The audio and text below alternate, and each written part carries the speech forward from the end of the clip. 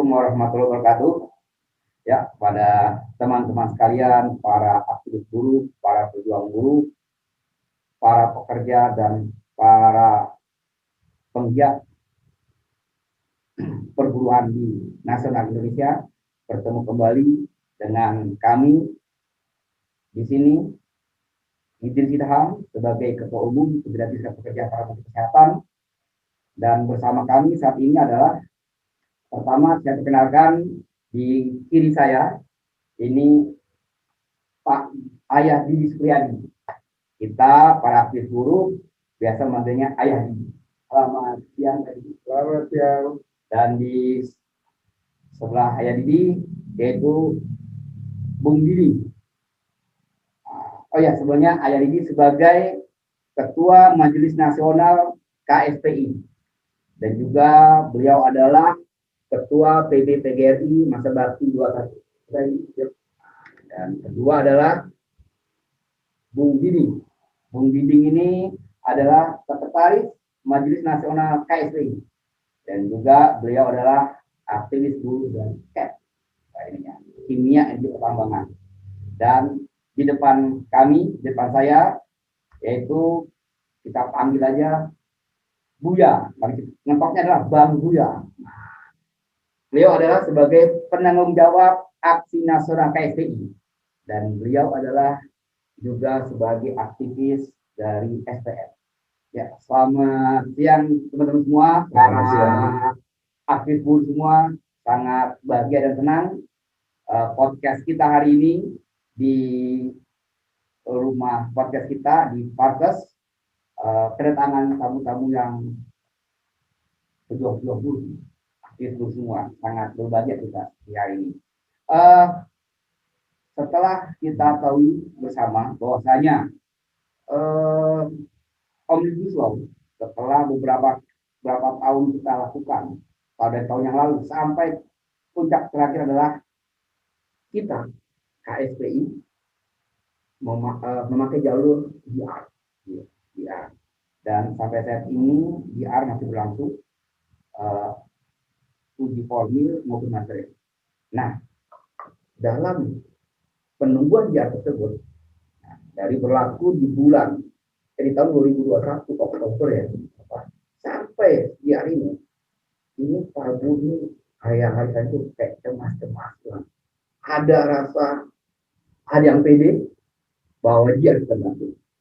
Ada juga yang merasa tidak pede, artinya pesimis, dan juga dalam penantian tersebut banyak terjadi. Pihak perusahaan sudah melakukan tindakan-tindakan yang memakai Omnibus Law tersebut. Maka tema kita hari ini adalah nasib DR, Omnibus Law, dan strategi perjuangan buruh di lapangan. Nasib DR, Omnibus Law, dan strategi perjuangan lapangan KSPI. Itulah yang kita angkat di sini. Kenapa kita angkat ini? Karena kita meyakinkan bahwa DR yang kita lakukan itu harus menjadi titik yang hakim MK, juga anggota dewan, juga para istana, dan juga masa ketua umum bahwa DR itu tetap harus digaungkan, dan perjuangan sewaktu DR berjalan, perjuangan harus dilakukan. Jangan sampai DR jalan, perjuangan kita lemah. Nah, di sini hadirlah bersama saya yang kalau teman-teman biasa lihat podcast Parkes, dua tokoh kita ini sering muncul. Ketua MPR. Nah, saat ini kita bawa hadir tokoh kita Bang Buya yang biasa di lapangan. Nah, itu yang pertama, yang tema kita. Nah, dengan tema tersebut sepertinya ini kan mengacu kepada mana kerangka itu, yaitu apa? Kerangka itu adalah temanya respon buruh terhadap gagalnya undang-undang cipta kerja dalam mewujudkan keadilan dan kesejahteraan sosial.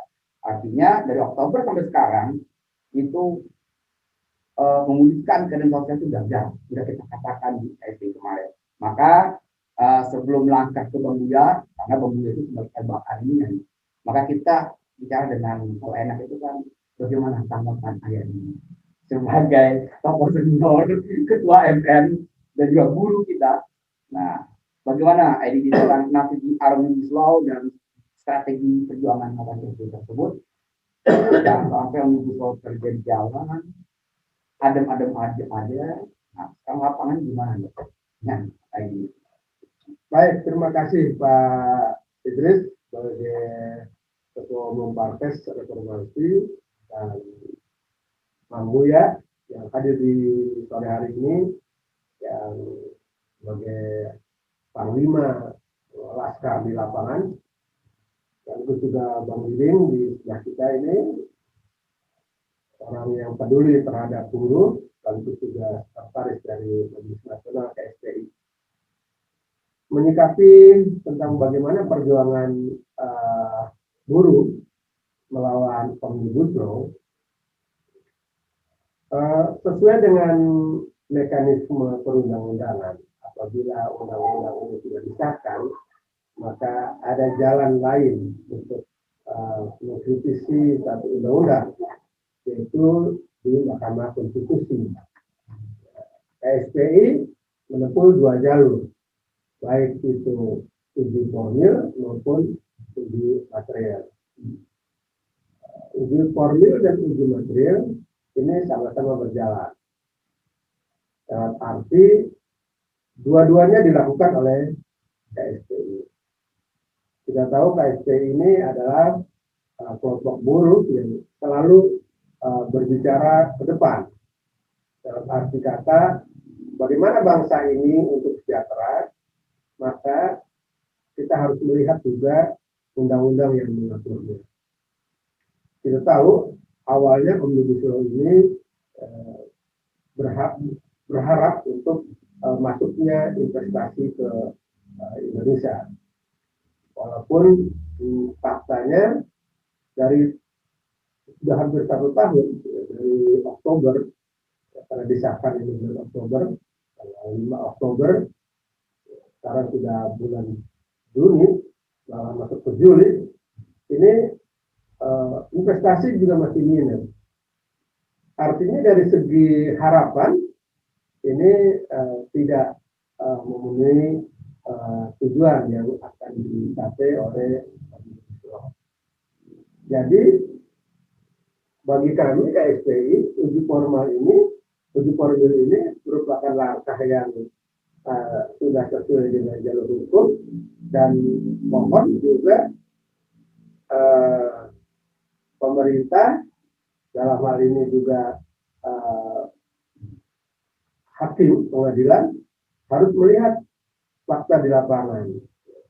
Walaupun pemerintah melalui perwakilannya dalam sidang ini sudah jelas ya untuk menolak pemohon, baik itu pemerintah maupun DPR. Tapi kami mengetuk hati kepada hakim-hakim di Mahkamah Konstitusi agar kiranya dibulak-balikan itu hatinya, melihat fakta di lapangan bahwa tujuan awal dari Omnibus Law adalah masuknya investasi. Faktanya sampai saat ini belum terlihat. Nah, bagi kaum buruh, ini persoalan ini bukan persoalan mudah, ya. Karena ini akan juga imbas pada buruh. Salah satu keputusan dari Undang-Undang Omnibus Law ini untuk berjalannya itu harus menggunakan peraturan pemerintah. Ya, memang sejarah mencatat undang-undang yang begitu besar, begitu isinya penuh dengan bermacam klaster, ada 11 klaster, tetapi dalam waktu cepat, tidak sampai 3 bulan bisa diselesaikan. Begitu juga dengan peraturan pemerintahnya. Peraturan pemerintahnya hampir tiap bulan cepat keluar. Apakah ini juga prosesnya sesuai dengan tata kelola penentuan hukum, ya, seperti Undang-Undang penentuan undang-undang, yaitu Undang-Undang Nomor 11 tahun 2012, ya, karena ada aturannya. Nah, inilah keyakinan kami dari KSPI bahwa pembuatan atau diundangkannya undang-undang Omnibus Law ini tidak sesuai dengan peraturannya. Maka melawan undang-undang ini juga kita harus mempunyai dasar hukum yang kuat. Bagi kaum buruh, perlawanan ini juga tidak berhenti di situ. Jangan karena sudah diputuskan lalu kita tidak menyuarakan. Suara buruh juga harus dikencangkan suaranya, karena dari efek Omnibus Law ini kita lihat misalkan di PP nomor 34 tahun 2021 langsung belum sampai 8 bulan peraturan pemerintah sudah keluar, yaitu tentang TKA. Orang sekarang ini kan ribut dengan TKA, tenaga kerja asing. Memang dulu tidak boleh kena TKA itu masuk ke Indonesia. Ya, tidak boleh. Kalaupun boleh juga harus ada aturan-aturannya. Ya, yang lebih tinggi, harus menggunakan bahasa Indonesia dan sebagainya. Banyak kriteria. Sekarang tidak. Ya. Karena TKA boleh masuk ke Indonesia itu mudah. Caranya ya, hanya dengan memiliki RPTKA. Ya, apa ya RPTKA itu? Rencana penempatan tenaga kerja asing. Jadi kalau ada perusahaan yang sudah punya rencana, boleh itu masuk. Semudah itu, ya. Dan itu hanya disahkan oleh menteri. Jadi kalau menteri misalkan itu punya perusahaan, sudah punya rencana penempatan tenaga kerja asing tahun depan, lalu menteri udah nggak lagi kayak zaman dulu. Inilah yang sekarang berbondong-bondong TKI dari mana saja, itu tidak bisa disangka lagi. Jadi kalaupun protes ke kemana-mana, nggak bisa, karena peraturan pemerintah itu berbeda dengan peraturan pemerintah yang dulu. Ya kan, undang-undangnya yang dulu, undang-undang Omnibus Law membolehkan. Coba, begitu mudahnya untuk masuknya tenaga asing. Ya. Nah, malah ada tidak usah menggunakan RPTKA. Ya, kalau seandainya pabrik itu atau perusahaan itu dalam keadaan berhenti, misalkan Hambalang itu berhenti, ya kan, untuk memulai lagi boleh itu menggunakan TKA. Jadi tidak usah lagi menggunakan standar RPTKA, usah. Begitu mudahnya TKA itu masuk ke Indonesia. Dan ini kadang-kadang tidak disadari oleh kaum buruh bahwa ada pasal yang memudahkan TKA itu masuk ke Indonesia. Begitu juga bukan hanya itu, boleh tidak menggunakan RPTKA apabila perusahaan yang akan dibangun itu adalah perusahaan yang startup. Ya, startup. Jadi kalau misalkan Pak Didi mau bikin startup misalkan untuk jual bakso, ya boleh itu menggunakan TKA. Begitu mudahnya. Jadi kalaupun orang ribut ada TKA dari negara Cina, dari negara mana yang masuk berbondong-bondong, dibiarkan. Ini mau dibiarkan. Karena aturannya sangat longgar. Kenapa aturan sangat longgar? Karena PP-nya mengatur seperti itu. Kenapa PP-nya seperti itu? Karena Omnibus Law. Jadi Omnibus Law-nya inilah yang harus dibuat. Kalau seandainya kita tidak baik. Kalau mau terus bekerja untuk tidak disayangi oleh TKA. Kalau dulu kan harus yang spesifik ya, skillnya harus lebih tinggi ya kan, bukan under skill ya kan gitu kan. Babu kan boleh sekarang tadi ya, itu jadi persoalan. Dan ini Pak Didi, Pak Buya dan Pak Idris harus disuarakan kepada buruh yang lain supaya dia tahu bahwa kasus kita ini akan menjadi kita tidak bisa bekerja di negeri sendiri karena masuknya TKA itu lebih mudah. Ya, dibandingkan kita sendiri yang ada di sini. Kira untuk sementara sebagai pemerintah. Terima kasih. Terima kasih. Nah, ke Bung Diding dulu. Bung Diding sebagai penggiat di perburuan ya di lapangan, kali juga akan di lapangan. Nah, ini kan dikatakan kan bahwa gagal, dan kita gagal dalam mewujudkan keadilan dan kesejahteraan sosial. Maksudnya itu gagal mewujudkan keadilan sosial itu, ini kan baru dari Oktober. Sekarang mau Juni ya. Nah, Oktober, November, Desember, Januari, Februari, Maret, April, Mei, Juni, Juli, hampir 10 bulan. Itu KSP itu langsung menyatakan gagal dalam mewujudkan keadilan dan kesejahteraan sosial. Di sisi mana itu? Wah, kita sudah berani mengatakan gagal. Nah, sebentar, karena pemerintah bilang kan sebentar, itu apa yang kata kita menyatakan di KSP gagal. Nah, begini apa? Ya, terima kasih Bung Idris. Ya, pada intinya kegagalan Omnibus Law itu nyata, sudah nyata dan jelas. Kalau orang bicara fakta, kalau saya itu bicara nyata. Buru di lapangan itu, rasa kali buru di lapangannya sekarang aja saat ini ada sesuatu metode pemberantasan sistem kerja. Ya. Nah itu pemberantasan ini dan banyak di lapangan juga. Mungkin Bu Buya nanti bisa menyampaikan itu. Jadinya banyak alih tenaga dari tenaga tetap menjadi tenaga kontrak dan di pihak ketiga outsourcing. Nah ini dilematis, ya kan?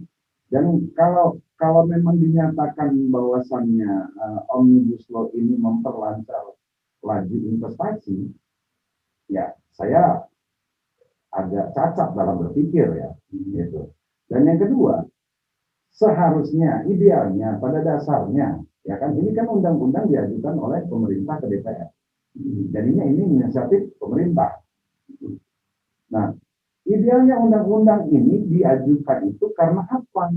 Apakah karena kebutuhan publik atau karena kebutuhan penguasa? Dan sekarang pun, kalaupun sekarang ini undang-undang itu sudah disahkan, siapa yang menaruh di dalam genderang apa itu namanya gendang gitu, gendang kehidupan ini gitu, yang menikmati, yang menikmati siapa? Sekarang menikmati. Nah, ya itu sekarang menikmati atau tidak ini kondisinya, ya kan? Itu. Nah, pekerja itu siapa kan rakyat Indonesia. Nah, jadinya kebutuhan harusnya undang-undang itu diajukan mewujudkan keadilan. Diajukan itu karena adanya kebutuhan publik, bukan begitu tadi? Ya. Adanya kebutuhan publik, bukan kebutuhan penguasa, gitu. Dan pemerintah dan DPR ini membelakangi partisipasi publik dari kehendak publik. Itu yang aneh. Untuk membelakangi publik ini, apa itu dari itu sertakan dalam berikutnya? Iya, kenapa kita di DPR itu pun pokoknya ini jalan, bagaimana barang ini jalan. Ada beberapa memang pasal-pasal yang dihilangkan itu sebenarnya nggak krusial. Yang kedua, kayak beberapa klaster pendidikan, ketenagakerjaan. Nah sekarang itu ada namanya turunan dari undang-undang dari Omnibus Law itu adalah peraturan pemerintah. Nah peraturan pemerintah ini yang diturunkan atas dasar Omnibus Law itu kualitasnya di bawah Undang-Undang 13 sekarang atau tidak. Nah jadinya posisinya, jadinya PP itu lebih tinggi dari undang-undang. Kan ini kan menurut ini mengacaukan tatanan bernegara, ya kan? Dan ini yang saya bilang itu kita catat dalam berpikir. Ada yang kemudian publik kan harus dan publik. Nah, anggota dewan itu kan publik itu kan dia orang ini rakyat kan? Ya iya harusnya kan ideal. Ya idealnya itu kan bukan dalam artian persetujuan semua disetujui aja. Itu kenapa harus disetujui? Nah sekarang kita punya konsep nggak? Konsep kita punya. Kita serahkan konsep itu. Jadinya kesepahaman yang pernah dibuat antara Serikat Buruh dengan DPR itu adalah suatu kesepahaman. yang pada intinya membawa dalam artian omnibus law, produk omnibus law itu tidak memberangus undang-undang yang ada. Ini kan memberangus. Saya bilang tadi, omnibus law ada turunannya adalah PP. Nah PP, kualitas PP yang diturunkan atas dasar omnibus law itu dengan undang-undang yang berkaitan itu, misalnya ketenaga kerjaan itu undang-undang 13. Nah itu sinkron apa enggak? Itu yang pertama. Yang kedua, dengan undang-undang PPHI gimana? Ya kan? 2004. Nah, iya. Itu sinkron apa enggak? Dan yang aneh lagi, ketika ini masuk di dalam perselisihan judicial review, ini pemerintah memaksakan kehendak, jadinya mengeluarkan aturan turunan. Ini gimana jadinya? Ya kan? Ini ada apa? Jadinya ini pesanan siapa? Apakah kehendak rakyat? Ya kan? Nah, kalau berbicara kesejahteraan, negara ini tidak menitik beratkan kesejahteraan, tapi keadilan. Nggak ada namanya dalam sila Pancasila itu kesejahteraan bagi seluruh rakyat Indonesia. Nggak ada. Pemimpin di Indonesia itu untuk apa? Untuk adil. Bukan untuk mesejahterakan rakyatnya, tapi untuk berbuat adil. Ini yang harus mindset kita harus jelas di dalam berpikir. Jadinya bagi saya pun, nah omnibus law sekarang ini di JR. Proses JR-nya pun ibaratnya diulur-ulur. Secara uji formil. Uji formilnya aja. Pemerintah dan DPR berapa kali? Enggak hadir. Menunda. Nah ketika Presiden KSPI berbicara pengecut, nah baru. Ya ini yang, ya kita kan disuruh, kita posisinya disuruh JR. Ya kan? Kita JR. Kita nggak mau, kita JR. Karena ini tatanan bernegara. Masa membuat undang-undang ya, masa buat undang-undang takut itu nah, ini kan aneh gitu kan, ya kan. Nah sekarang bicara investasi, kalau berbicara tadi 8 bulan, taruhlah kita ambil satu semester aja, 6 bulan. Kalau berbicaranya ditarik dari Januari ke Juni, ya kan, berapa investasi yang? Ya mungkin alasannya COVID. Ya alasannya COVID. Kan alasan itu kalau dalam kamus bahasa Indonesia sesuatu yang dibuat-buat. Ya kan? Itu alasan. Kalau jawabannya satu, tidak menghasilkan. Ya kan? Jadinya kita harus tegak berdiri. Ya kan? Kalau saya nggak bicara fakta, nyata. Ya kan? Karena kalau misalnya di fakta itu belum tentu nyata. Tapi nyata itu pasti fakta, gitu. Nah ini yang harus diri dan ini yang ngalamin nyata-nyatanya itu ya pasti Bung Buya di lapangan. Jadinya dia di lapangan ini ngalamin berapa dia berhadapan dengan ribuan buruh yang ter-PHK. Kalau di PHK langsung dirumahkan, perusahaan itu ibaratnya bantu total segala macam, nggak ada masalah. Produksi jelas, ya kan? Ini hanya pengalihan dari PKWTT ke PKWT. Ini kan aneh. Gitu. Kok dengan gegap gempita gitu. Para pengusaha ini. Ya kan? Apa Republik ini memang dulu dihidupkan, memang dimerdekakan dengan para pengusaha? Kan enggak. Ya kan? Kok sekarang ibaratnya jadi warga negara kelas 1 gitu. Ini kan aneh. Nah, ini harus jelas lah, ya kan? Ya Pak Harto itu dibilang diktator. Tapi jelas di dalam tatanannya yang lebih penting lagi. Ini adalah konsep 25 tahun katanya.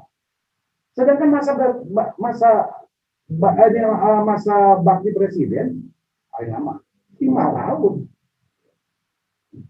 Kok ngambil 20 tahun, ada apa ini? Hah? Ya inilah yang perlu, tandanya apa? Ada suatu permasalahan di dalam tatanan bernegara kita. Nah ini yang harus yang harus kita prihatinkan, harus kita koreksi benar-benar. Harus kita koreksi lah ini. Karena ini luar biasa. Di dalam era digitalisasi ini, semakin nilai kemanusiaan itu kok semakin lebih rendah.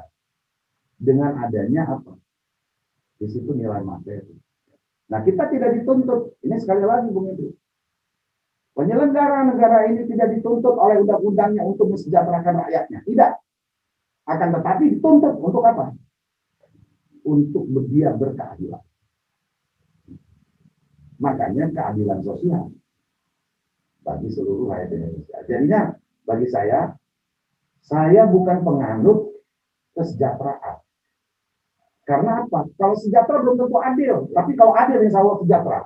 Ya, gitu. Terima kasih Bung Edi. Ya. Mantap Bung Edi nih. Banyak kata-kata yang membuat tujuannya kata dan nyata. Itulah Bung Edi. Ahli kata-kata.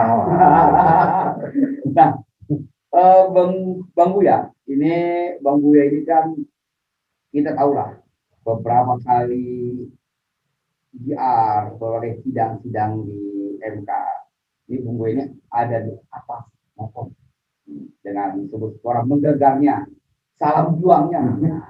Nah, dalam melihat dari beberapa kali ya tadi.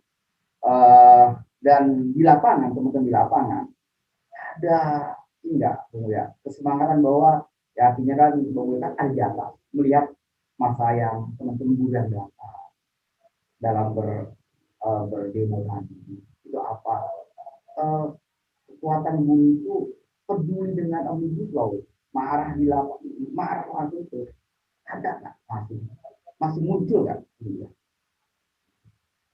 Iya. Terima kasih atas kesempatannya. Bismillahirrahmanirrahim. Assalamualaikum warahmatullahi wabarakatuh. Ya, selamat sore untuk kaum buruh dan rakyat Indonesia.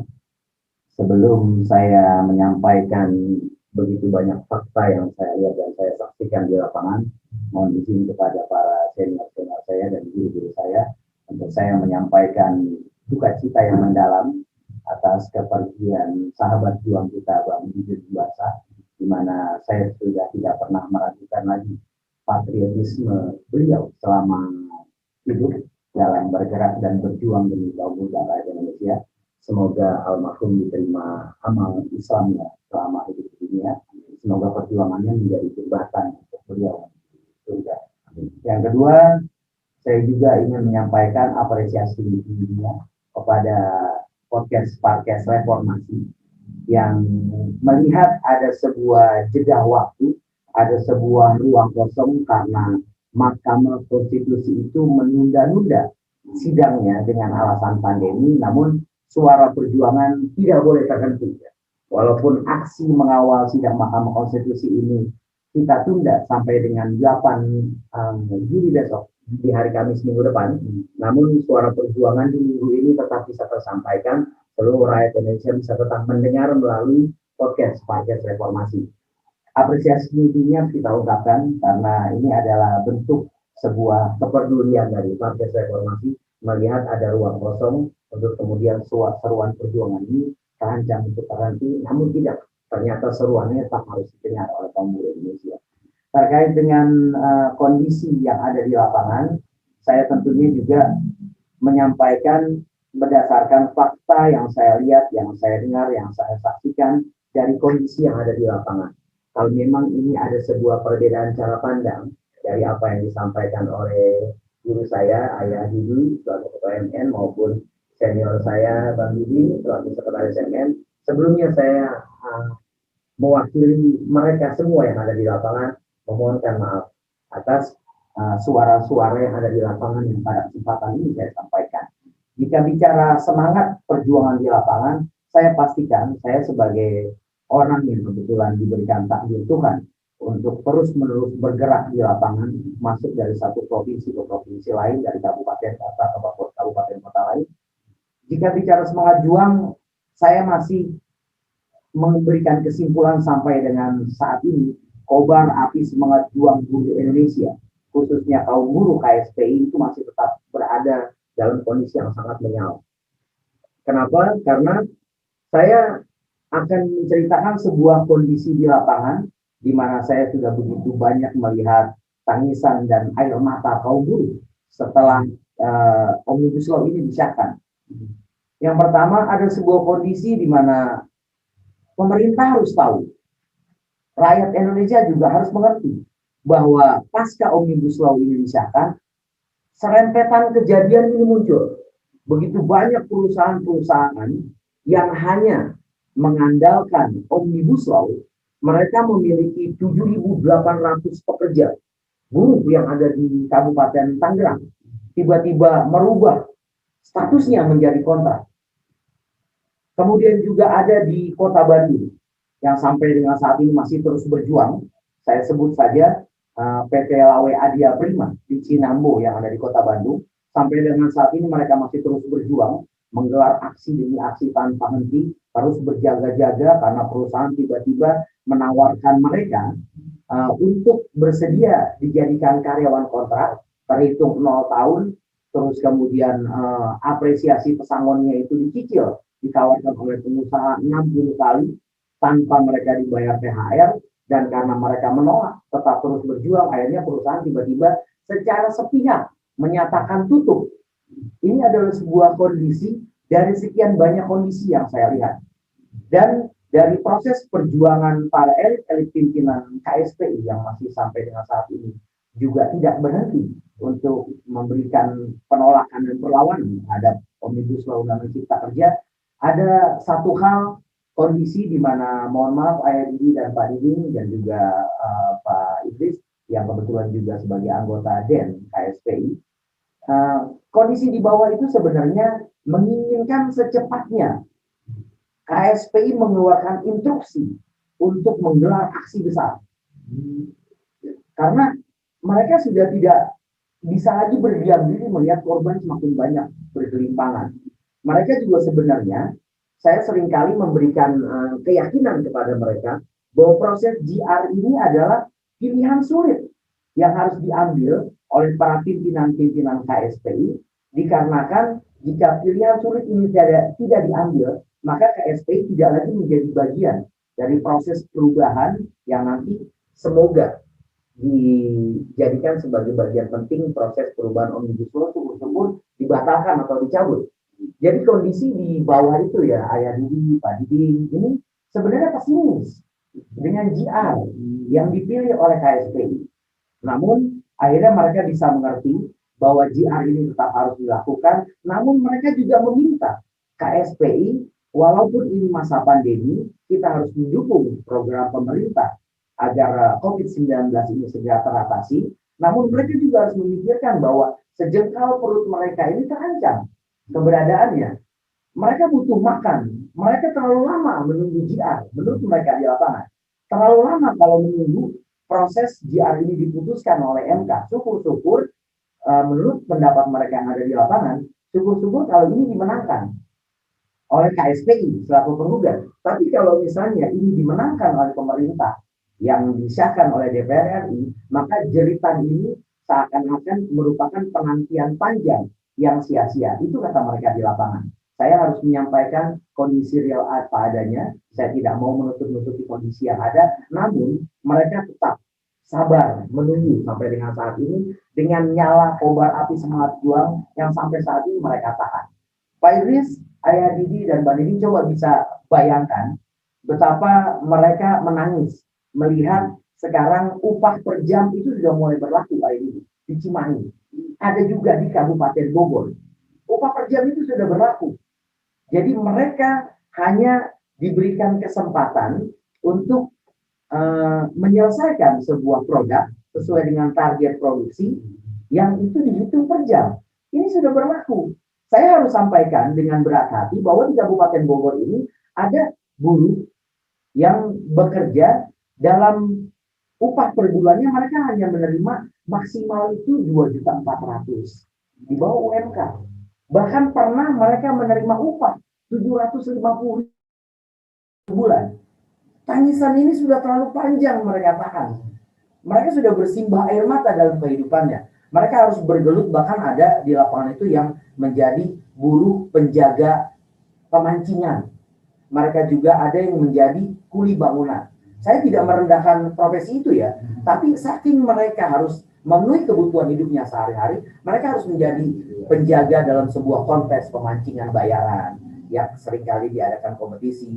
Mereka juga kadang-kala harus ada yang menjadi pengaman dari sebuah acara prosesi khitanan atau pernikahan. Ini kan kondisi-kondisi yang menurut mereka, kenapa para pimpinan tidak secepatnya mengambil keputusan besar untuk tidak lagi memperdulikan masa pandemi, bergerak dalam sebuah aksi yang besar. Ini adalah teriak mereka di lapangan. Karena itulah untuk meminimalisir kekecewaan mereka, agar mereka tetap memiliki nyala kobar api semangat perjuangan di dalam dada mereka dalam melawan Omnibus Law Undang-Undang Cipta Kerja ini, maka saya harus berani mengatakan baik kepada Presiden KSPI atau pada para pimpinan yang ada di sini, agar aksi ini jangan pernah berhenti. Terus menerus aksinya harus dilakukan. Ini adalah bukti bahwa kita tetap menangkap aspirasi mereka di lapangan, agar mereka tidak tercederai harapan besar mereka untuk segera menggelar aksi besar.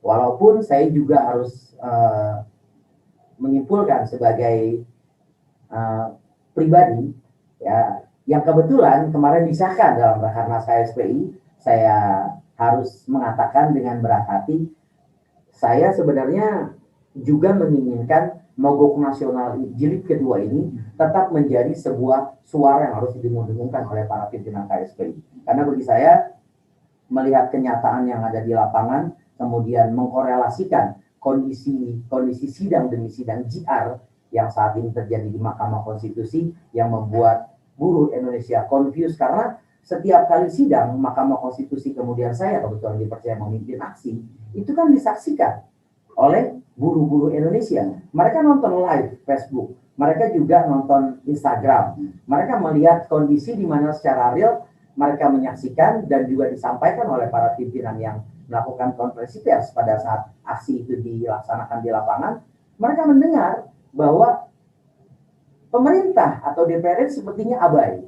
Ini kemarahan sudah tidak bisa lagi tertahankan sebenarnya. Tapi saya masih meyakini bahwa pimpinan-pimpinan KSPI seperti Ayah Diding, Pak Diding, ini kan pasti memiliki pertimbangan-pertimbangan sebelum kemudian memunculkan sebuah ledakan besar. Ini yang harus kemudian kita jaga semangatnya dengan cara aksi-aksinya harus tetap dilanjutkan. Aksi-aksinya harus tetap dilaksanakan. Kondisi parah yang ada di lapangan, jujur saya katakan sudah sangat parah. Sudah sangat kronis. Mereka harus ada yang rela mengikhlaskan waktu luangnya karena upah per jam yang mereka terima untuk narik beca.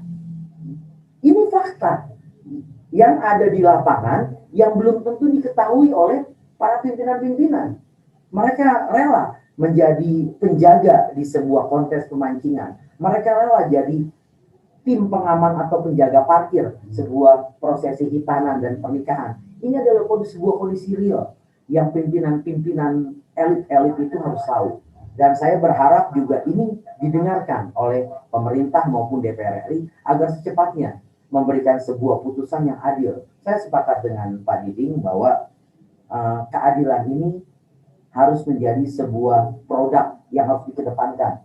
Karena sebenarnya kalau bicara kesejahteraan itu sudah merupakan amanat Pancasila di sila kedua dan sila kelima. Kalau kemanusiaan yang adil dan beradab, kemudian keadilan sosial bagi suara Indonesia yang dilaksanakan, maka akan muncul negara yang sejahtera. Saya sepakat untuk itu.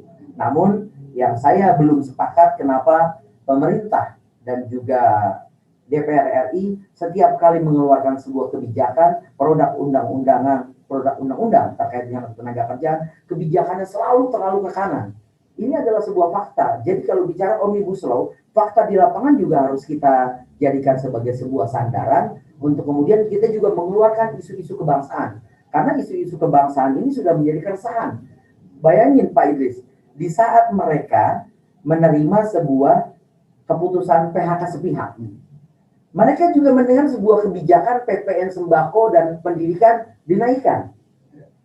Tapi di sudut lain, mereka juga membaca tak amnesti ini kan begitu memanjakan pengusaha. Nah, karena itulah saya berharap isu-isu kebangsaan ini menjadi isu yang berada dalam satu bundel, isu yang harus juga disuarakan oleh KSPI karena juga ini menyangkut nasib dan masa depan kaum buruh. Saya sebagai orang lapangan yang sudah melihat, menyaksikan kondisi-kondisi yang ada di lapangan yang seringkali membuat saya semakin terpuruk sedih itu, Ayah Didi, adalah pada saat mereka meneriakkan hak normatifnya, namun mereka malah dikriminalisasi.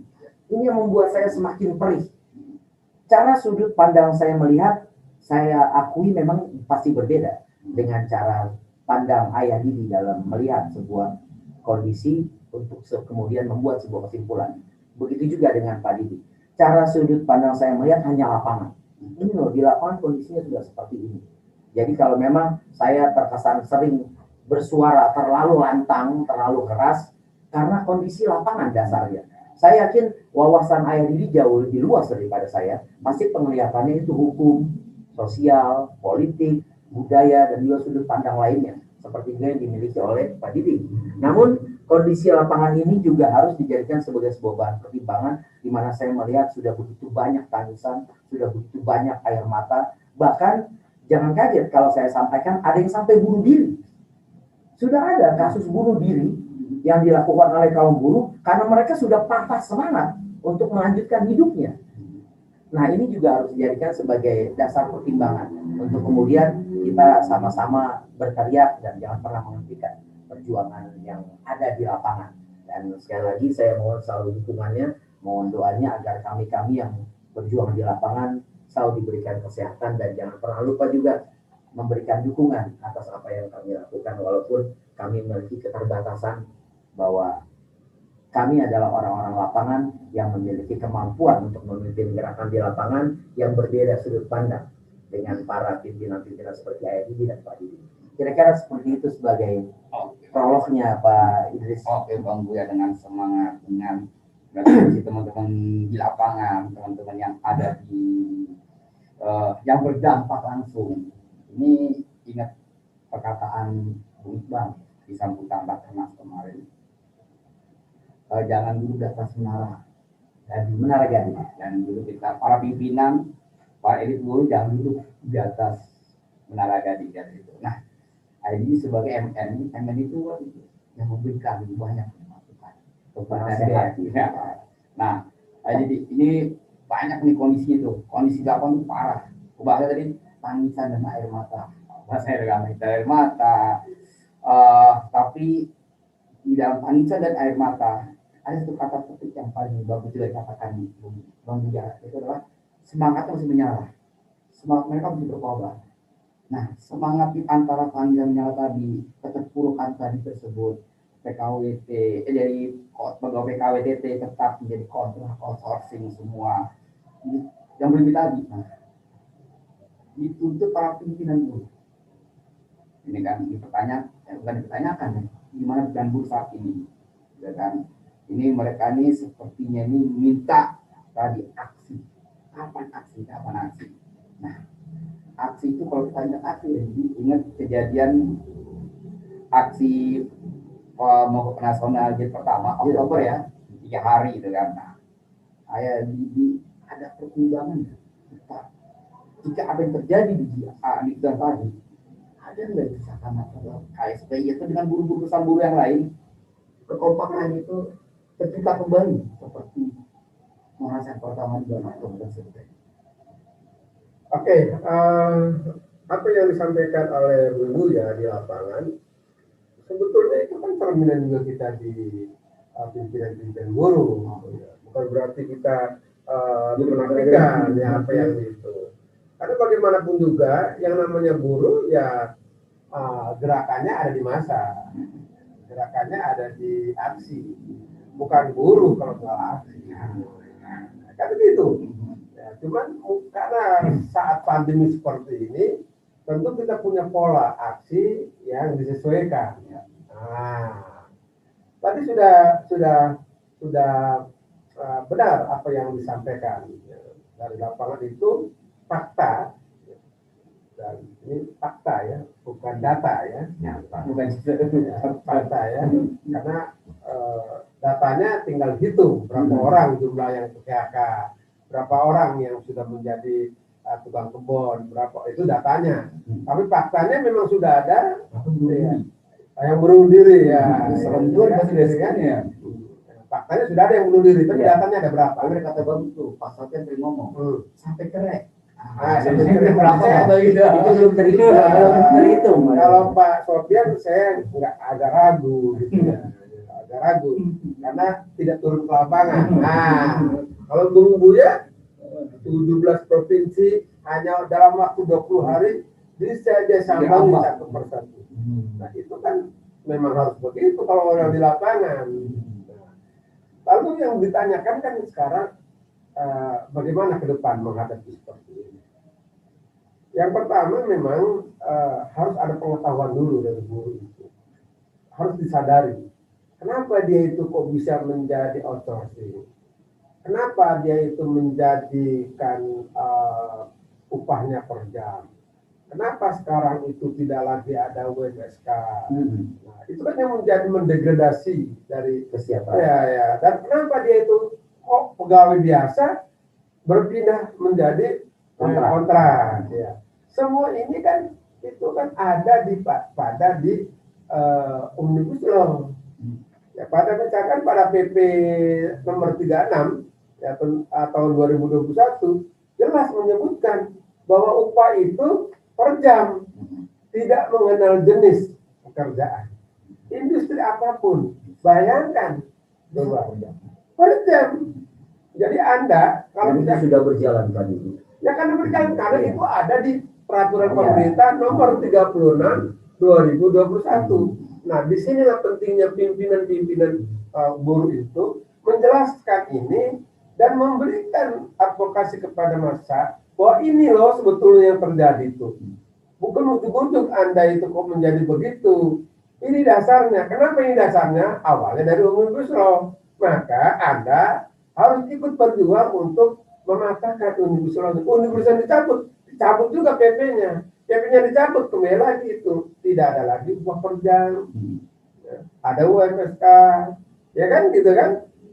Kerja tidak outsourcing. Kalau sekarang kan outsourcing. Yang tetap aja di PHK dulu sepihak, lalu diangkat kembali menjadi outsourcing.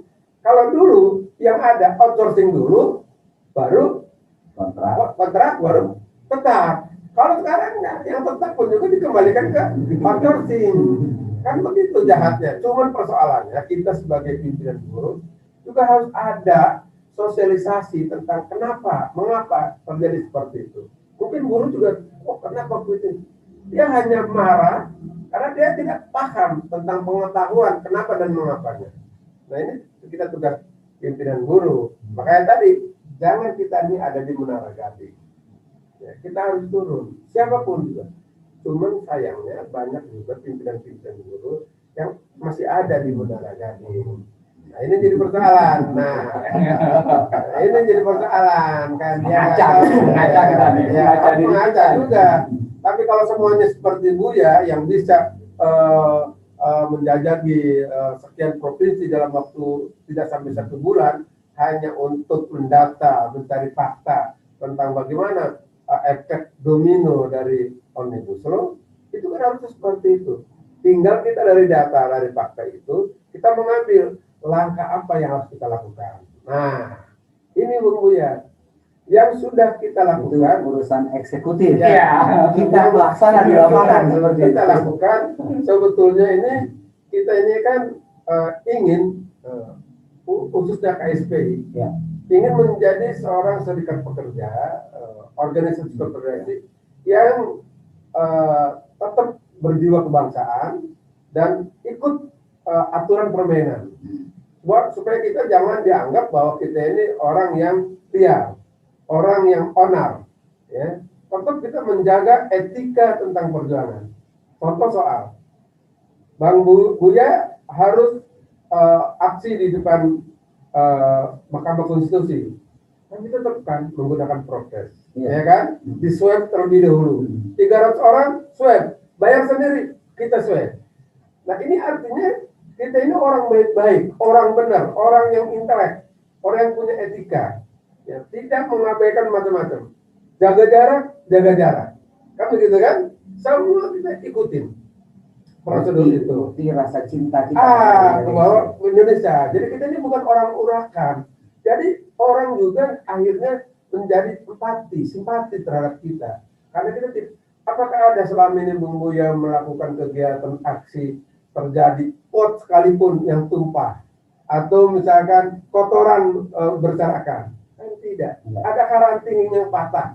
Kan tidak. Nah ini kita harus tetap menjaga. Norma ini tetap kita harus junjung tinggi. Karena inilah ciri buruhnya KSPI. Mungkin guru yang lain tidak seperti kami, bikin kerusuhan, bikin keonaran, ya tidak tertib, tidak mengatur. Tapi kami tidak, kan begitu. Kenapa? Karena dipimpin oleh Bung Buya di depan. Nah, sebagai panglima, kan begitu. Yang fakta seperti itu. Nah, itu sudah kita lakukan. Lalu yang kedua, kita harus punya konsepnya. Misalkan kita menjelaskan kenapa Anda dibayar per jam. Ini loh, PP nomor 36 tahun 2021 yang oleh pemerintah seakan buru-buru. Kok Oktober keluar undang-undang, 2 bulan kemudian sudah keluar PP-nya. Jadi seakan-akan undang-undang lagi digodok, PP juga sudah digodok. Ajar tayang. Nah ini kan kesan tadi terlalu ke kanan menurut Buya. Ya kan betul. Ya, terlalu ke kanan, terlalu memikirkan kepada orang-orang pemilik modal. Bayangkan kalau sudah buruh dihitung gajinya per jam, apa jadinya? Kalau misalkan perusahaan itu saya cuma ngasih 3 jam, ya. Lalu ketemu lagi nanti minggu depan 3 jam lagi, boleh. Ini kan urusan. Bagaimana mau adil dan bagaimana mau sejahtera? Bagaimana mau sejahtera? Bagaimana mau adil? Bisa adil kalau sejahtera dulu, bukan adil dulu. Perbedaan persepsi ya. Ini perdebatannya nanti dulu. Ini ngopi barang ini baru. Lalu konsep ya. Lalu yang ketiga, kita ini kan sudah zaman modern, zaman digital. Maka aksi yang lama tetap dijalankan. Aksi tradisional. Ya, bukan tradisional, yang lama. Tradisional itu kesannya tuh, pokoknya yang lama aja. Yang biasa kita lakukan, tetapi kita aksi yang modernnya, yang digital, yang menggunakan medsos, menggunakan maya, menggunakan virtual, dan itu tidak kalah hebohnya dengan aksi nyata di lapangan. Kalau Bang Maud itu sudah menginstruksikan dengan 1000 tagar misalkan kayak seperti kemarin turunkan omnibus law, dan itu merupakan satu bagian yang dipantau bukan oleh orang Indonesia, tapi dipantau seluruh dunia. Kalau aksi di lapangan hanya dipantau oleh Indonesia, tapi kalau virtual maya itu dunia urusannya. Yang keempat, tidak lagi seperti dulu kita dipusatkan aksi itu. Kita bisa diaksi tiap daerah. Dan itu sebetulnya lebih merepotkan. Instruksi mogok nasional tidak usah satu pusat, tetapi satu tempat. Setiap pabrik, setiap rumah, setiap provinsi, setiap kabupaten, lakukan itu. Kabupaten di depan anggota DPRD, provinsi di depan gubernur, nggak usah banyak-banyak. Tetapi dengan catatan digital dan virtual juga harus digalakan. Dimaksimalkan. Oleh sebab itu nanti setelah mungkin kita berbincang-bincang secara informal dengan Panglima, kita bikin konsep itu. Jangan kalah kita ini dengan mahasiswa UI. Cukup dengan membuat foto satu foto gegernya kemana-mana. Emang kita nggak bisa buat foto seperti itu 2-3 hari yang lalu. Iya, kan itu kan. Jadi artinya dengan foto saja, dengan digital begitu bisa geger semua orang, bisa tahu. Nah, kenapa kita tidak geger? Karena kita konsepnya tidak disertakan. Dalam arti contoh misalkan, orang kan tidak tahu kenapa dia upahnya per jam. Karena dia tidak tahu. Dan nggak bisa menentukan tidak. Padahal itu upah per jam itu akibat dari peraturan pemerintah nomor 36 tahun 2021 yang menyebutkan salah satunya bahwa upah itu menggunakan metode per jam, bukan per bulan, bukan per hari. Jadi nanti nggak ada lagi. Yang selama ini buruh paling senang dengan lembur, ya nggak ada lagi. Oh ya itu jam aja. Jadi jam kapanpun dimulai, pagi, siang, malam, tengah malam, sama harganya. Kalau lembur kan tidak, ya kan? Yang kerja biasa, kalau ditambah jamnya, lain lagi harganya. Kalau ini tidak. Nah ini harusnya pengetahuan ini juga tanggung jawab kami sebetulnya. Pimpinan-pimpinan federasi yang jangan sampai dimenaragati. Teriakan yang kencang bila perlu tiap hari. Ya, kira-kira begitu. Namun demikian, kita sudah percaya sekarang ini, walaupun masih tersisa konfederasi kita KSPI yang masih menyuarakan di lapangan maupun di hukum di MK. Di MK masih bertahan karena cuma satu-satunya yang melakukan uji formal, uji formil. Sedangkan di MK dengan uji material sudah 2 pemohon yang sudah gugur. Salah satunya dari KSBSI ya, dengan alasan itu. Tinggal kita masih bertahan. Mudah-mudahan kita lebih, karena kita punya jagoan-jagoan yang intelek, ada Pak Didi, sarjana hukum kan gitu kan, ada Pak Idris, sarjana hukum yang belum lulus, gitu kan. Ya, kan harus jujur kita. Tapi kemampuannya lulus saya. Oh iya, saya kan cuma bicara belum lulus, bukan berarti tidak bagus, bukan. Kan kata Rocky Gerung kan, orang kuliah itu bukan karena dia menandakan bahwa orang itu pintar, bukan. Hanya pernah kuliah, tidak aja pernah belajar, bukan pernah mikir. Kira-kira begitu tanggapannya.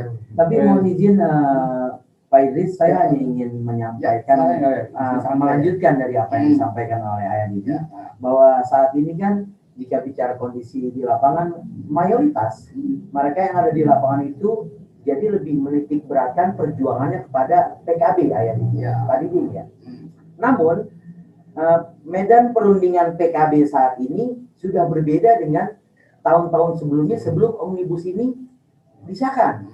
Jadi medan perundingan PKB ini sekarang sudah menjadi medan pertempuran karena tarik menariknya begitu kuat. Dan ini juga yang harus dijadikan sebagai sebuah kebijakan yang nanti diambil oleh para pimpinan untuk memberikan pembelajaran lebih maksimal lagi terkait dengan perjanjian kerja bersama yang harus dilakukan di para pimpinan-pimpinan di tingkat perusahaan. Karena garda terakhir mereka, menurut kesimpulan mereka saat ini adalah PKB. Itu adalah garda terakhir. Walaupun mereka juga harus lupa, ada juga benteng terakhir, yaitu tanpa bosan-bosan saya menyampaikan, mogok nasional jilid kedua itu adalah benteng terakhir yang pasti akan mampu menjebol semua kebijakan yang saat ini tidak berpihak kepada kaum buruh. Pasal mogok nasional. Jadi karena Bung Willy ini melihat perkara tadi Buya, Boriskan, Ayah Didi itu membicarakan tentang keluar kata-kata mogok nasional, itu adalah perjuangan terakhir, gitu kan. List of the last. Pilihan terakhir kita, dan juga di buruh saat ini pun jika berjuang secara di PKB juga emang sudah menjadi medan pertempuran sulit, dan juga medan itu perundingan. Tim PKB itu sekarang malah ditakutin juga takutnya gitu. Pasti ditekan habis, resikonya ke PHK juga mereka kan. Nah, bisa nggak itu menaikkan yang kepikir-pikir adalah kan kurang tepat jika ditarik untuk turun aja sekarang, turun ke lapangan aja nih, aksi itu mereka juga ketakutan akan ya kalau bahasa kita kan ini pimpinan buruh itu namanya dicatat, ketua BK, sekretaris itu kalau bahasa itu udah dicatat dan iya. dan tanggal udah ada, ditambah ketua BK udah ada, artinya mereka tuh perlu juga kan. Nah akhirnya berjuang kehati-hatian juga gitu kan. Nah di rumah seperti ini yang terjadi di perburuan saat ini ya, kondisi perburuan karena mereka kan tidak tinggal terus ya. Ya kan dia juga ikut juga kan penawaran juga saya juga penawaran kalau yang dikasihnya yang paling repot penawaran dikasih undang-undang 13 dicicil lagi. Nah itu kalau nggak izin masih kalau dikesin jadi 13 itu gimana nggak goyang. Nah dengan ide-ide ini berpikir kita nih para pimpinan dari MN melihat nih yakin nggak bahwa tadi jelas itu yang terakhir itu bisa dilakukan. Ya, terima kasih Bung Idris. Nah, itu bisa. Dan juga buruh ini itu masih nggak menggentarkan penguasa di usaha. Punya kekuatan nggak kita untuk menggentarkannya. Nah, itu. Ya, terima kasih. Jadi saya pernah sampaikan berkali-kali ya. Jadi akar masalah itu kan sudah diketahui. Akar permasalahannya kan omnibus law. Nah, ya kalau kata tadi PP 36 itu kan turunan. Jadinya efek. Tapi yang menjadi sumber ini menjadi motor adalah omnibus law.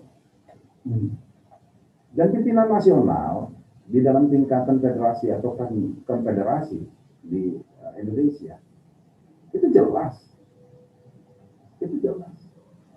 Kita makanya waktu kongres ketika KSPI kongres kemarin, Rakernas, itu kan keputusannya sudah jelas. Kalau memang omnibus law ini menjadi suatu program atau produk yang permanen, produk hukum yang permanen, sedangkan ini membinasakan, memberangus suatu sistem hubungan industrial yang ada di Indonesia. Hanya ada satu kata, lawan. Dan ini kan sudah kita setujui bersama. Yang kata Bung Buya tadi maupun nasional itu jelas. Ya jangan salahkan, jadinya ini kan efek. Dan Bung Idris ngomong apa? Yakin nggak, Bung Idris? Oh saya yakin. Kita punya sejarah kok. Dan sejarah di Indonesia dalam suatu pergerakan itu tidak ada namanya apa? Tahu-taunya apa? Datang secara tiba-tiba. Nggak ada itu. Ada proses gitu. Nggak.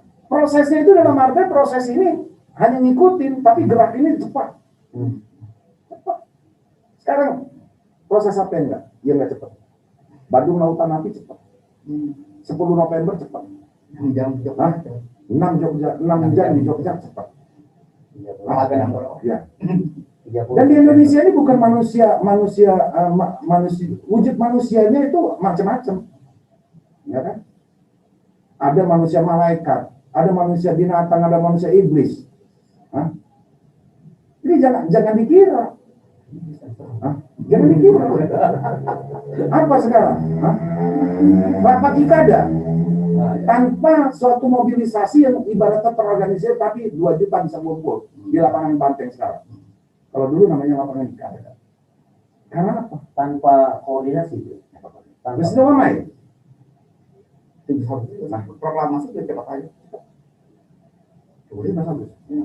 Jadinya bagi saya, yang saya bilang tadi, yang berkuasa sekarang nyadarin. Berkeadilanlah. Kembali. Ya walaupun saya beda persepsi dan tadi. Tapi nanti kita selesaikan gitu. Jadinya bagi saya itu yang pasca kemerdekaan. Di luar itu lebih gila lagi. Logikanya yang saya bilang tercatat dalam sejarah peristiwa kapal tujuh. Itu peristiwa pergerakan perlawanan kaum buruh Indonesia terhadap pemilik modal. Logikanya nggak ada namanya mekanik itu bisa menggerakkan kapal, tapi tergerak. Jadinya yang tadi Bung Idris yakin nggak yakin karena apa? Karena punya sejarah. Bangsa ini punya sejarah. Kaum buruh Indonesia itu punya sejarah. 2012 tutup tol Cikarang. Punya sejarah ini. Pasca reformasi kita punya sejarah. Upah naik berapa persen langsung? Sampai dengan 87%. Nah, dan pada tahun 2012 itu adalah masuknya investasi terbesar sepanjang Republik Indonesia ini berdiri. Jadi masuk investasi 390 triliun pada saat itu. Itu adalah investasi terbesar sepanjang Republik Indonesia. Upah lagi naik padahal. Ya, karena daya beli naik. Tapi kabur nggak investornya? Enggak. Ini Indonesia. Enggak. Nggak diundang aja dah. Dia undang aja datang. Sekarang saya dulu pernah di PMA, perusahaan asing. Bung Buya juga di perusahaan asing. Jadinya PMA ekspatriat itu yang di Indonesia ketika mereka dipulangkan ke negaranya, itu sedihnya minta ampun. Dan bagaimana mereka bisa lagi ke sini? Mereka tahan apa? Pindah perusahaan. Itu ekspatriat. Karena apa bagi mereka? Ini adalah surga. Yang bos-bos dulu bilang apa? Batu aja jadi tanah. Ini negeri terlalu subur. Cuman pemimpinnya tidak adil. Jadinya apa? Jangan salahkan. Yang lain-lain itu akan tumbuh, jamur itu akan tumbuh. Dan kembali lagi Bung Idris, saya itu mungkin orang yang terlalu pede ya. Kalau dia ngomongin, ini bisa terjadi nggak? Kenapa? Karena punya sejarah. Jadinya setiap manusia itu punya sejarahnya masing-masing. Tinggal dia bisa atau tidak menjadi penentu sejarah. Kayak Bung Buya seperti ini. Ini sudah ditempa di dalam sejarah. Dalam memimpin PUK. Dalam ibaratnya negosiasi dengan pengusaha, dengan segala macam. Dikucilkan di dalam suatu kelompok. Itu kan sudah. Itu namanya sejarah. Jadinya dan Bung Idris juga kan. Kita lupa dengan sejarah. Ketika berbicara buruh, dulu kan ibaratnya nggak tahu apa-apa. Nah ketika mendalami itu, oh iya, tahu-tahunya cuma begini aja kok, ya kan? Nah ini yang saya bilang, 2011, 2012 itu hanya satu windu dari sekarang, ya kan? Kerinduan satu windu. Jadinya jangan terjadi menjadi satu dekade, ya kan? Ketika satu minggu lewat, itu ada satu dekade. Dan di dalam sejarah itu ada namanya fase-fase. Fase waktu. Siklus. Kalau sudah ngelewatin seminggu, pasti dia akan masuk satu dekade. Nah ini yang namanya saya bilang, fanatisme ini di bawah itu sudah greget ya. Sudah greget. Dan KSPI nangkap itu, pimpinan nasional nangkap itu. Nangkap. Makanya itu menjadi suatu apa? Suatu keputusan di rapat kerja nasional. Dan nggak bisa dalam artian inilah memang waktunya. Dan kalau misalnya memang kalau ini dibilang wah kok buru-buru, ini kan bisa dinegosiasikan apa-apa. Ya orang akar masalahnya jelas kok. Yang kata Pak Didi tadi, PP 36 itu lahir dari mana? Ya kan, Undang-Undang 11. Ya Undang-Undang 11 harus dicabut. Nah kampanye kita kan cabut Omnibus Law. Karena ini apa? Akar masalah kok. Nah kalau misalnya ini akar masalahnya dibiarkan apa? Korengan semua. Jadi bisul kita. Ya tinggal tunggu aja pecah. Kan kalau sakit dari bisul kan posisinya bisul itu kan harus pecah. Ya, matang dulu. Ya kan? Nah, itu Bung Idris. Ya jadinya kembali lagi Bung Idris. Kalau saya secara individu itu saya bilang saya yakin dengan perjuangan dulu. Gitu. Yakin ya. Oke, ini terima kasih. Bung ya, tadi kan diceritakan oleh Ayah ini bahwa ini semua ini kan terjadi karena Omnibus Law turunannya PP 34, 35, 36 gitu juga yang di sosial. Turunannya itu kan. Nah, produk Omnibus Law itu kan kayak Bang Dini tadi bicara bahwa itu adalah dari pemerintah khususnya ke DPR. Nah, saya itu pemerintah membuat PP turunannya PP tersebut. Nah, artinya buruh itu paham nggak bahwa produk itu yang membuat penguasa yang saat ini gitu kan.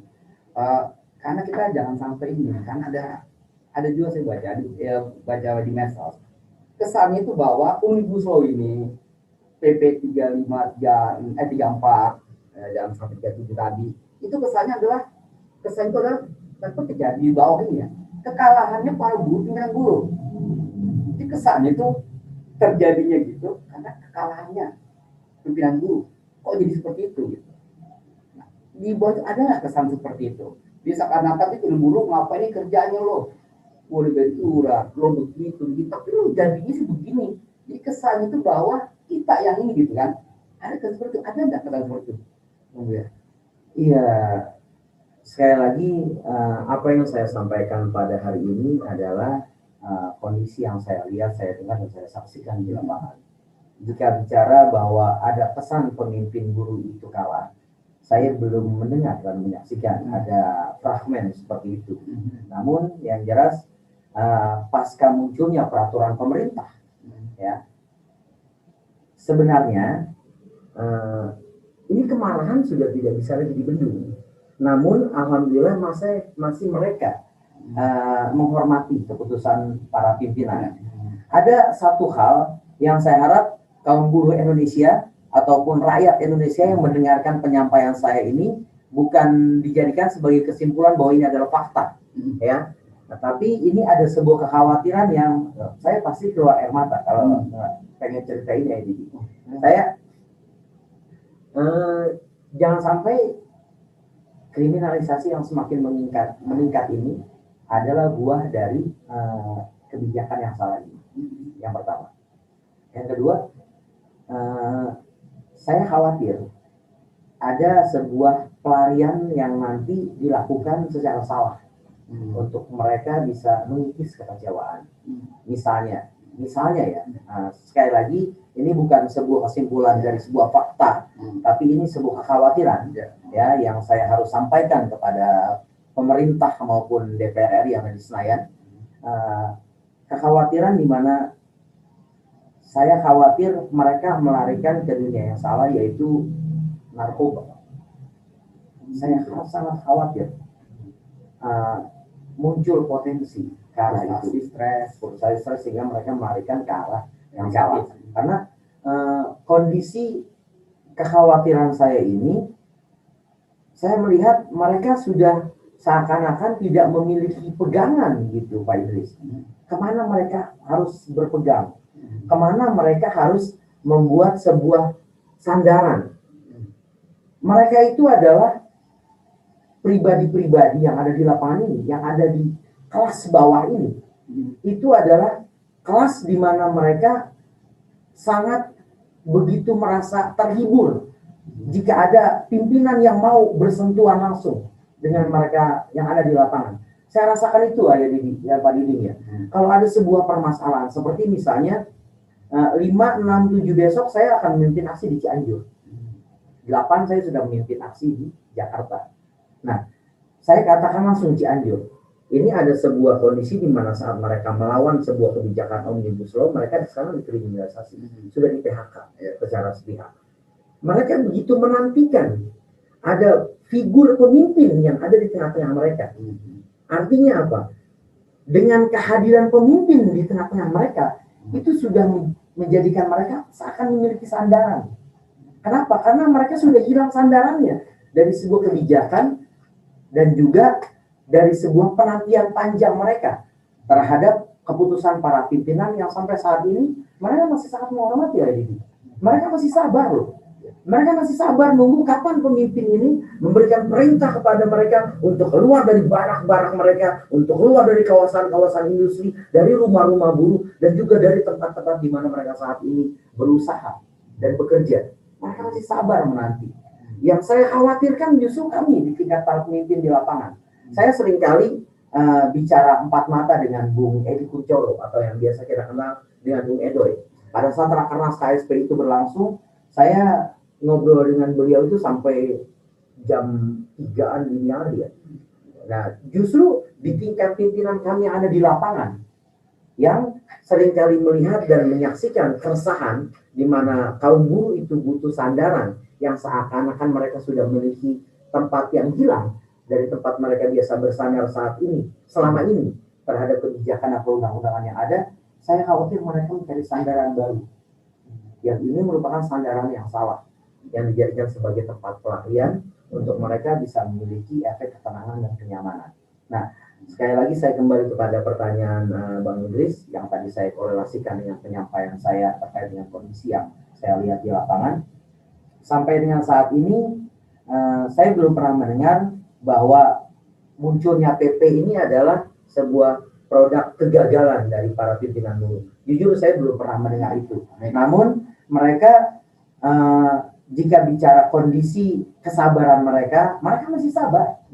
Saya tahu mereka masih sabar. Bahkan mereka selalu bilang saat saya memimpin aksi dengan jumlah yang ada sesuai dengan bukti kecintaan kita kepada Indonesia seperti yang tadi disampaikan oleh Ayah Didi, kita tetap melakukan aksi dengan prokes, menjaga jarak, memakai masker, dan juga bahkan saya kalau bicara hitungan jumlah, saya sudah puluhan di rapid, sudah puluhan di antigen, puluhan di swab gitu ya. Tapi itu adalah sebuah kondisi yang mau tidak mau harus kita terima agar perjuangan ini tidak terhenti.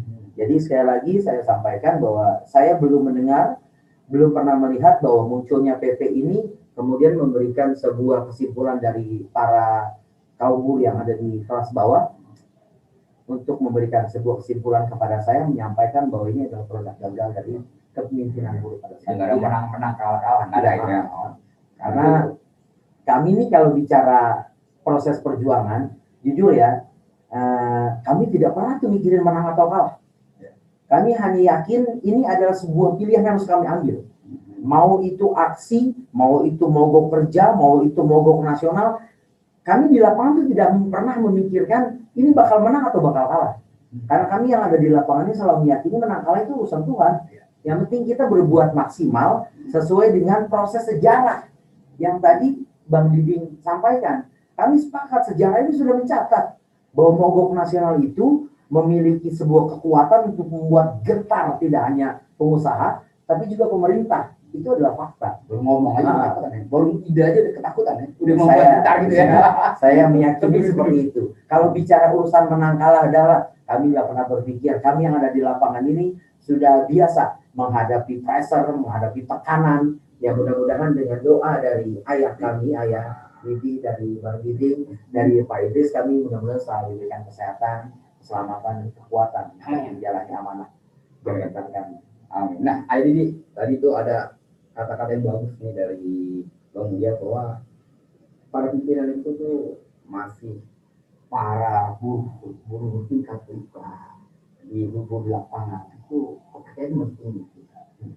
Nah, dan tren tinggi tersebut sebenarnya kalau kita bicara Kernas kemarin itu kan ada suatu kata ini ya, bisa nggak jika tren tersebut buruh gajah? Kalau sedikit ini ya, dulu pernah kita bicarakan di podcast ini, pernah kita bicarakan karena apa, tentang buruh itu misalnya berpolitik gitu kan ya, apakah saat ini saat yang tepat karena tadi kan kalau saya lihat ya, kalau bicara tentang Omnibus Law itu kan semua politik, produk politik. Nah, dengan kepercayaan itu bisa nggak pimpinan buruh mengambil peran untuk membuat cara perubahan? Walaupun kita sudah pernah di podcast ini pernah mengadakan tentang politik buruh, ide-ide gitu, itu bisa nggak jadi kepercayaan itu tetap tumbuh? Misalnya kalau kita ini ide-ide berpolitik gitu, atau malah setelah kita berpolitik kepercayaan hilang? Nah, gimana ya Didi? Ini porsinya Ayah Didi dan Pak Diding. Iya, karena ini kepercayaan lagi ada. Sekarang lagi seperti ini. Dulu pernah kita adakan tentang politik, jika guru politik bagaimana, di podcast pernah.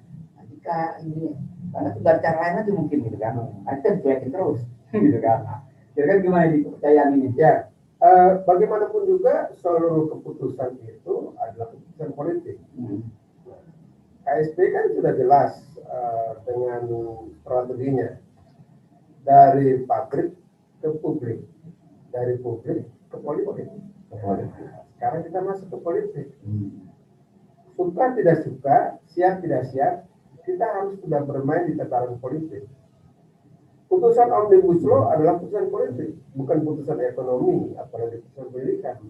Malah kadang-kadang ya putusan hukum juga agak dilanggar-langgar, jadi masalah karena ini putusan politik.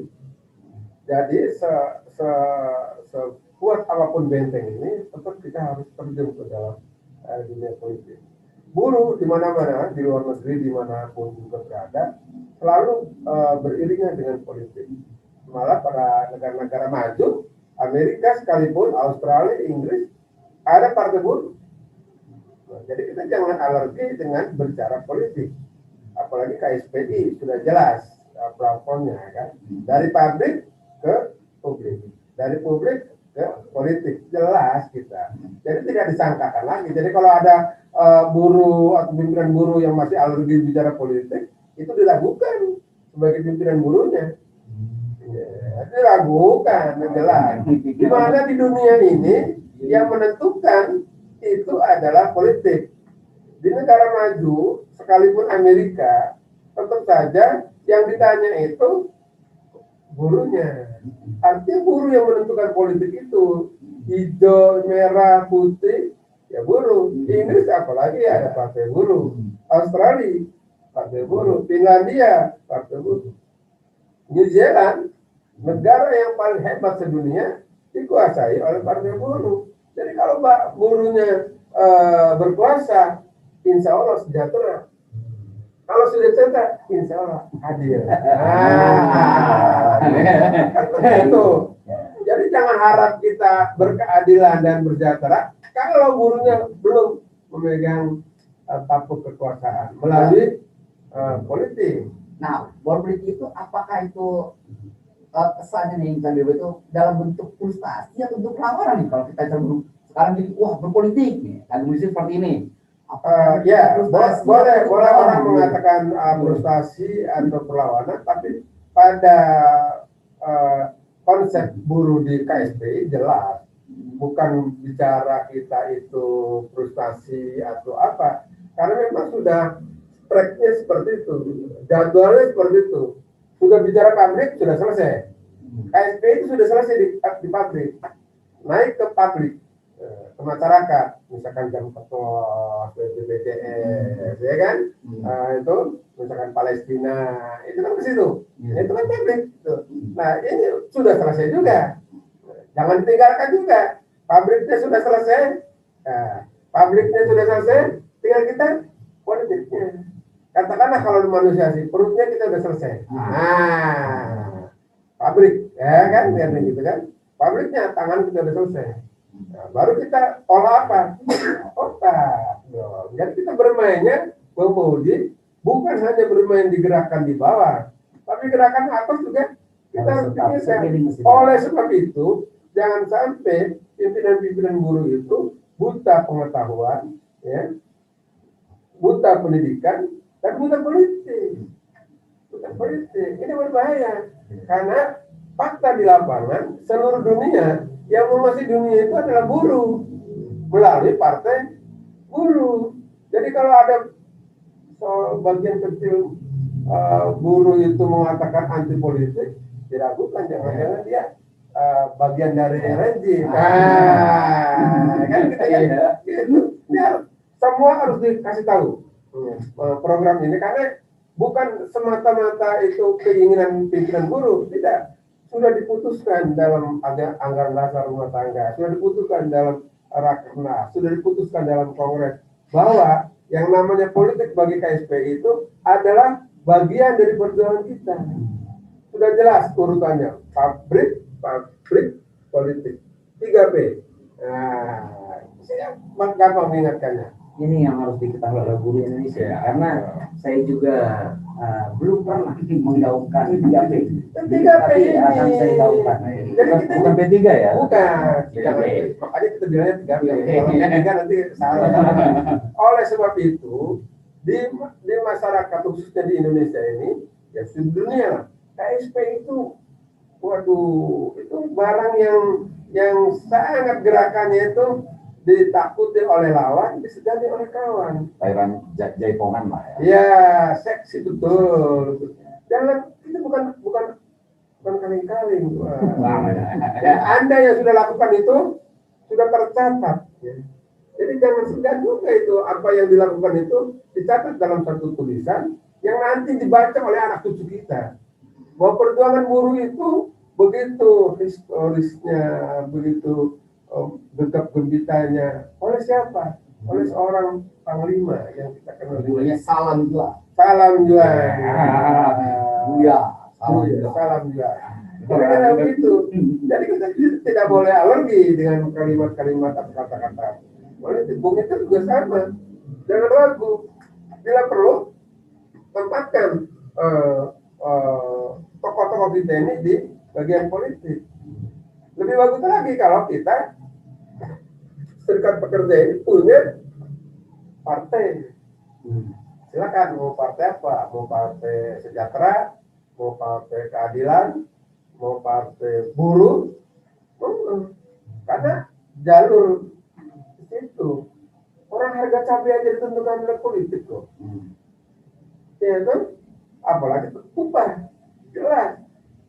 Yang menentukan upah per jam atau upah bulan, outsourcing atau segala macam, keputusan politik, keputusan dari DPR. Nah, ke depan kita jangan segan-segan juga. Walaupun ini sudah diputuskan, kita juga tetap akan melawan melalui jalan politik. Kita terus suarakan agar telinga anggota DPR kita dia bisa teriang-iang terus. Paling tidak kita majukan nanti setelah ini di prolegnas untuk memasukkan omnibus law untuk direvisi. Ya, gitu. Jadi terus saja. Jadi segala macam cara untuk masuk direvisi minimal atau khususnya pada klaster ketenagakerjaan. Nah, jadi kita cekokin tuh anggota-anggota DPR tuh. Walaupun kita tahu 70% anggota DPR itu adalah kapitalis karena dia orang pengusaha semua. 80%. 80%. Sering demo ke DPR. Itu disampaikan oleh sebuah hitung-hitungan. Iya. Jadi sewaktu dia kalau orasi di Mokom anggota dewan itu pura-pura doang ya, pura-pura merakyat dong. Berapa nanti lagi setengah lima tuh Samanya. misalnya. Oke. Udah. Satu lagi sepenutup ya. Ya. Nah, Diding nih, ada punya waktu sih lagi. Bung Diding, kita tadi bicara politik, ekonomi politik tadi kan. Nah, satu naik satu apa? Ada nggak pesan bahwa para pimpinan buruh mempolitisasi buruh dengan membuat partai politik? Ada nggak pesan ke situ? Nah, jadinya gini. Ini sebelum berakhir ya. Ini adalah sejarah dan ini mungkin Pak Didi ngalami. Tahun pemilu 55 itu partai politik itu rebutan tentara. Rebutan tentara sehingga ada namanya terjadi peristiwa 17 Oktober tahun 57 yang meriam itu dicorongkan ke istana. Ya, Itu dengan Kemal Idris dan kawan-kawan. Nah, jadinya di situ ada sesuatu yang memang kekuatan tentara itu diindahkan dengan kekuatan sipil. Nah, makanya Jenderal Nasution membuat suatu apa? Membuat sesuatu keputusan politik tentara yang namanya di fungsi ABRI sebagai kekuatan pertahanan dan keamanan. Akan tetapi dia masuk ke sipil, dia mendirikan namanya Sekretariat Bersama Golongan Karya, Sekber Golkar. Nah, di situ didukung oleh Jenderal Sugandi, Isman dan kawan-kawan. Nah, jadinya ketika tentara itu menyadari bahwa mereka adalah kekuatan politik terbesar di negara, dia mengambil suatu kesimpulan, ya kan? Mungkin ini adalah suatu awal juga bagi pemilu tahun 2004. Ya kan 2004. Ya, 2004 itu rebutan partai politik, rebutan buruh. Ya kan? Raup sana, raup sini. 2009 begitu juga. 2009 itu rebut-rebutan buruh. Ya kan? 2009, 2014 apa lagi? Ketara benar itu. 2014, ketika 2019 itu ketara banget, ya kan? Bahwasannya apa? Terutama calon presiden dan partai politik terebutan buruh. Dan ini saya juga pernah berbicara dengan salah satu tokoh di zaman Orde Lama, bahwa buruh itu menjadi suatu rebutan kekuatan politik. Dan kata dia, kamu kan tahu sejarahnya, bahwa di tahun 62, 60 sampai 64, mata uang kita itu ada namanya edisi pekerja. 10.000 edisi pekerja, duitnya itu itu gede sekali.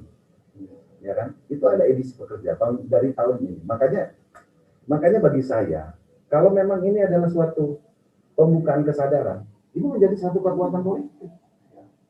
Yang kalau misalnya dulu kalau tentara itu berfungsi sebagai kekuatan pertahanan keamanan dan sosial politik, mungkin buruh menjadi apa? Kekuatan ekonomi dan sosial politik. Mungkin, ya kan? Nah, tapi ini suatu kesepakatan bersama lagi.